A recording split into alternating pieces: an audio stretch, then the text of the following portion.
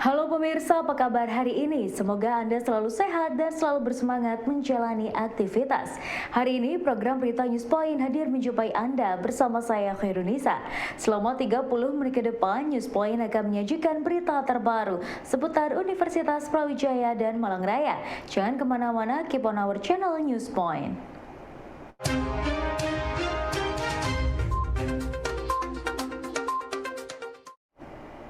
Mengikuti program ISMA membutuhkan berbagai dokumen persyaratan yang harus dipersiapkan dan dilengkapi oleh peserta.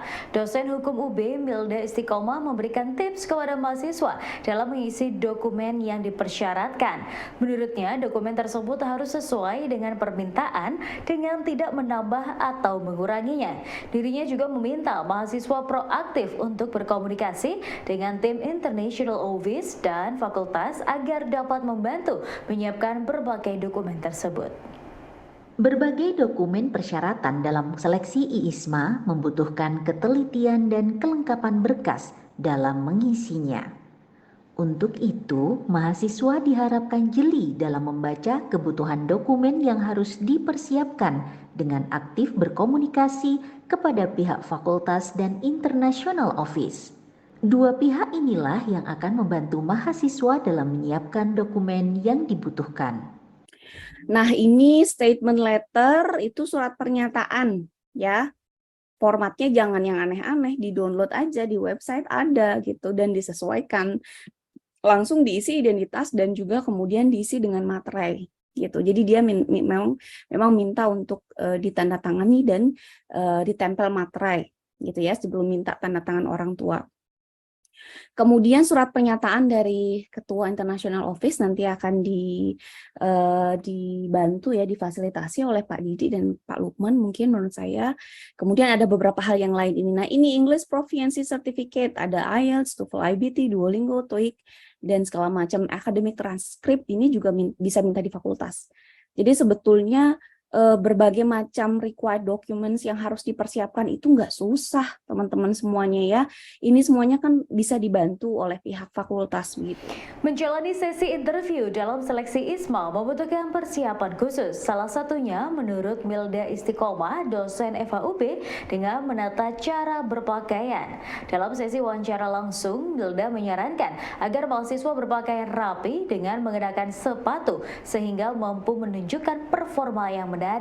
Berpakaian rapi juga merupakan salah satu sikap menghargai kepada para pewawancara pada kegiatan tersebut. Berpakaian rapi, sopan menjadi salah satu kiat dalam menghadapi sesi wawancara pada seleksi IISMA. Dengan penampilan yang rapi, mencerminkan para peserta memiliki rasa menghargai kepada para pewawancara dan kepada kegiatan tersebut. Selain itu, penampilan yang rapi juga akan membantu menambah rasa percaya diri dalam menghadapi sesi wawancara. Kalau untuk tips lolos interview itu seperti apa? Kalau yang kemarin sepertinya online ya, mungkin saya perlu dikoreksi. Tapi kalau misalnya interviewnya nanti adalah offline, tatap muka, mohon untuk kemudian dipastikan dressed well gitu. Jangan kemudian, saya kan mau keluar di luar negeri, saya juga pakai sandal jepit, bolehlah, tidak begitu juga gitu ya. Karena ketika kita mempresentasikan diri kita sebagai calon penerima beasiswa, kita juga harus menghargai Bapak, Ibu, Profesor, atau dosen yang akan mewawancarai kita. Jadi berpakaianlah yang baik, yang rapi, yang sopan gitu, pakai sepatu, jangan pakai sandal gitu, itu benar-benar kalau secara penampilan sudah tidak baik lah ya.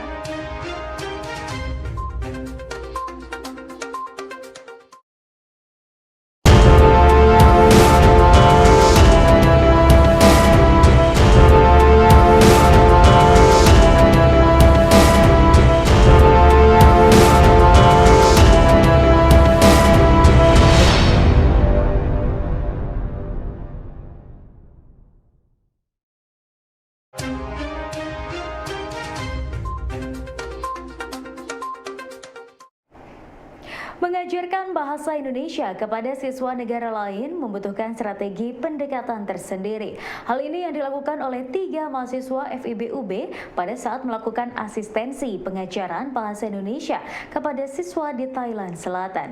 Salamah, salah satu mahasiswa yang terlibat dalam program tersebut menuturkan, timnya membuat bahan ajar dengan permainan bergambar yang dilengkapi dengan kosakata. Dengan bahan tersebut, maka siswa mudah mengenali gambar dan melafalkan kosakata tersebut dalam bahasa Indonesia.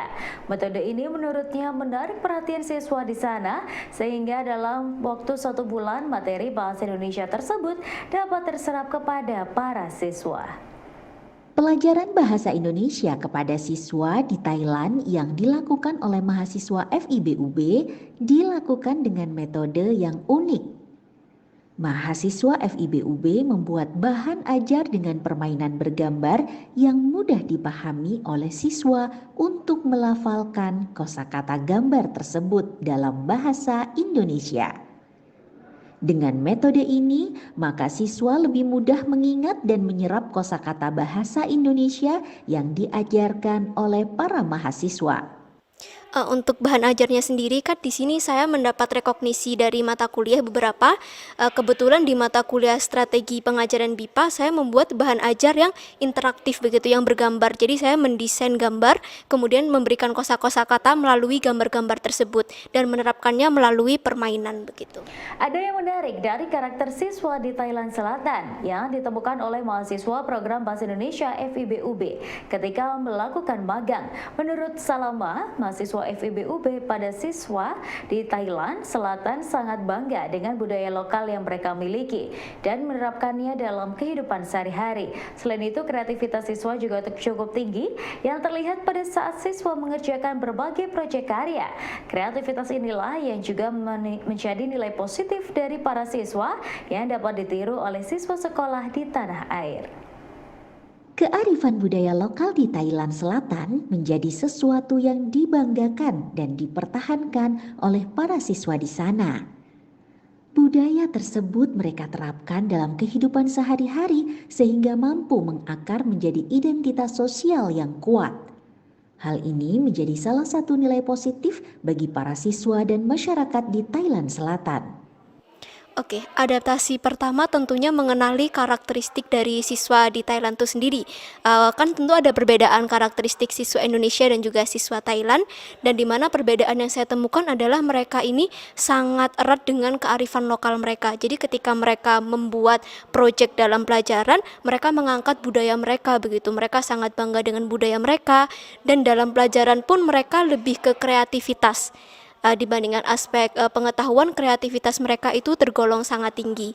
Jadi jika memberikan tugas, mereka cenderung ke tugas-tugas yang berbasis kreativitas. Unit kegiatan mahasiswa Tapak Suci UB dalam waktu dekat akan menggelar diklat alam bagi anggota angkatan 2020 hingga 2022. Diklat ini kembali diadakan setelah berhenti pada tahun 2020 dan 2021 karena masa pandemi. Untuk itu diklat pada tahun ini menjadi penting karena melibatkan mahasiswa dari berbagai angkatan. Naufal Akbar, Ketua Tapak Suci UB menjelaskan tujuan diklat tersebut untuk melatih fisik, mental, dan pemahaman mengenai ketapak sucian. Dengan diklat ini diharapkan anggota baru dapat menjadi pesilat yang tangguh dengan prestasi yang membanggakan. Diklat bagi anggota Tapak Suci UB pada tahun ini terasa istimewa karena selama masa pandemi 2 tahun tidak terdapat diklat serupa. Tujuan dari diklat ini sebagai wadah pembentukan karakter ketapak sucian, melatih fisik, mental dari anggota agar dapat menjadi pesilat yang tangguh dan berprestasi sehingga dapat membawa nama harum mahasiswa UB dalam bidang pencak silat. Oke, jadi sebenarnya diklat ini adalah agenda tahunan dari UKM Tapak Suci Brawijaya. Terakhir kali kita itu mengadakan diklat ini di tahun 2019. Nah, kita di tahun ini mencoba untuk melaksanakan lagi, mengawali lagi dengan jumlah peserta adalah angkatan 2020, angkatan 2021, dan juga angkatan 2022. Nah, tujuannya sendiri dari diklat ini adalah untuk melatih peserta Tapak Suci ini terkait wawasan, kemudian pengetahuan dan juga keterampilan mengenai ilmu ketapaksucian. Kemudian juga untuk membina karakter mereka, melatih fisik, serta melatih mental mereka biar menjadi pesilat yang tangguh di kedepannya gitu.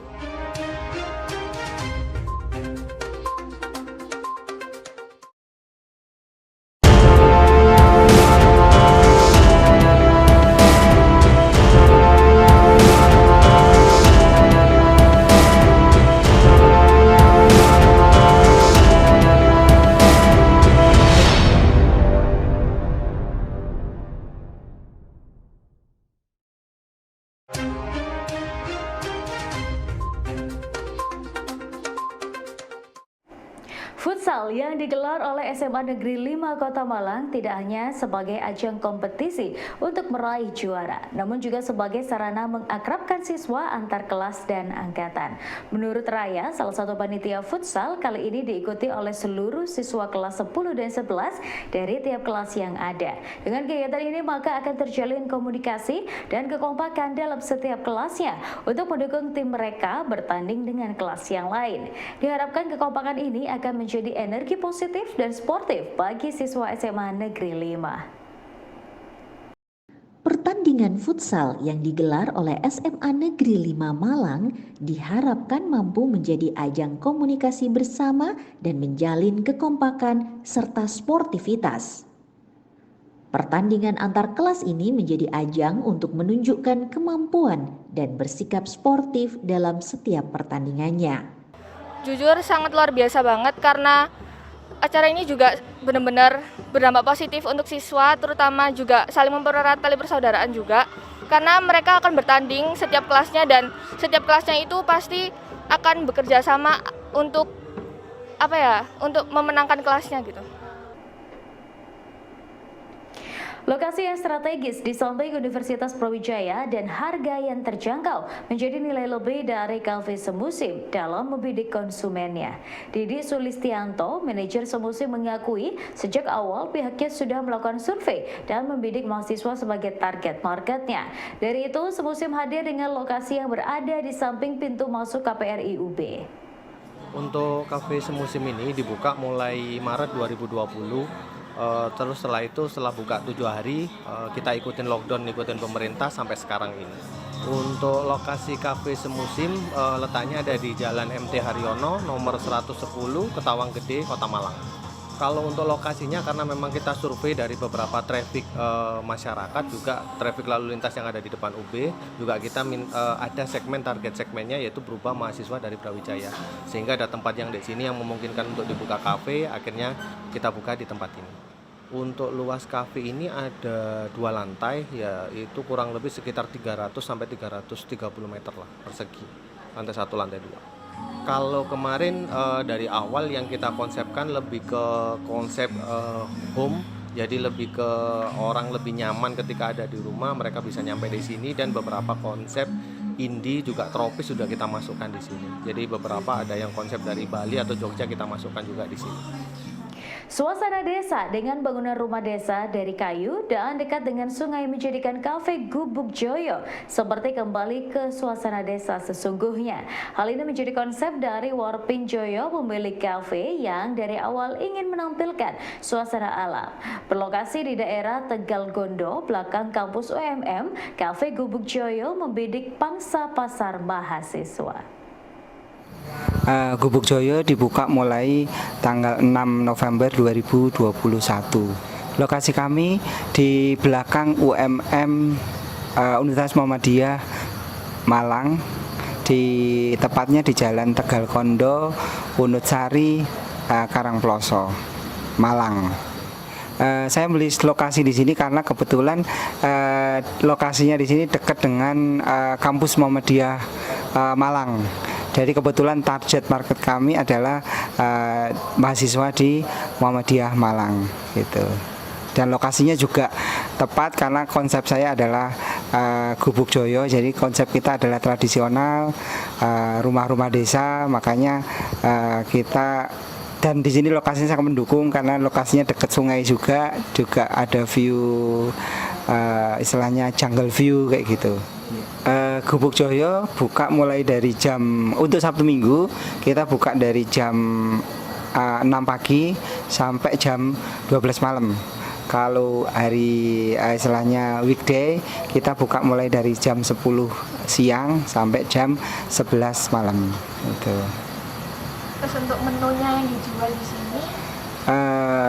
Gubuk Joyo punya spesial menu kami adalah masakan desa.